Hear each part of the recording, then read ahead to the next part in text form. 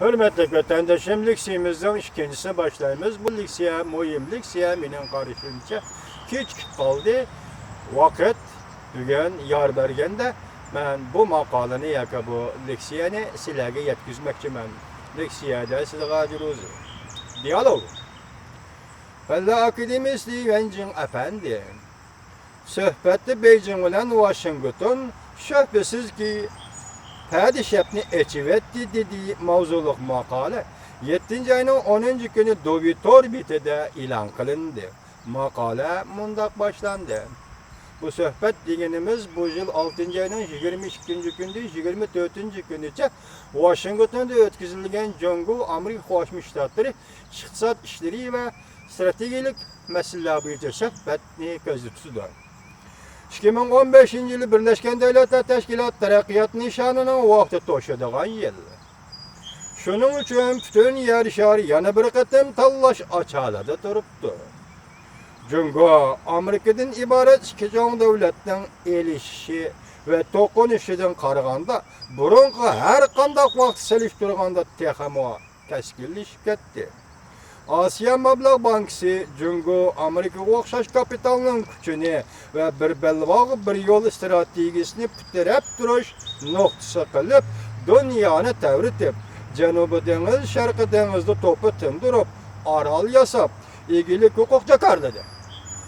Demek vaziyet şu deydi. Şundak vaziyet aslında Washington'da sohbet başlandan açılgan edildi, sohbet verilgan edildi. Arkalı durup yol körüsüdüğün Amerika'daydı Dovitor bitti, emdilikte seninin aldığı çıkıp iki devletinin harbiy ayrıpılalları mesela Cumhur ile Amerika'nın harbiy ayrıpılalları bir-biriga dibeyleştiydi. Muşundak ahvalasıda Dovi'nin ahbaratçıları, Dovitor bitinin ahbaratçıları Cumhur Bella Akademisi, Amerika Tadqiqat İnstitutu'nun tadqiqatçısı, diplomatiya işxanasının müdiri Vencin Efendi'ni məxsus ziyaret kıldı. Vencin Efendi 7. kıtımlık Cumhur Amerika strateji ve iqtisat söhbetini devr kılgan halda, biz başta etkan söhbet jeriyanını devr kılgan halda Amerika Cumhur münasibeti Cenubi Deniz Katarlık bir katar kızık noktalar boyunca şerhilep meselelerini düşendirip öptü. Tüvendi biz Vencin Efendi'nin Amerika Cumhur iki taraf münasibetini 7. nöbetlik iki devlet iqtisat ve stratejik söhbetinin jeriyanı asaslanıp şerhiligen şerhileri bilen tanışıp çıkımız. Küçük mavzu Amerika Cumhur'unu başka uçak kazan asıdı dep ensireydi.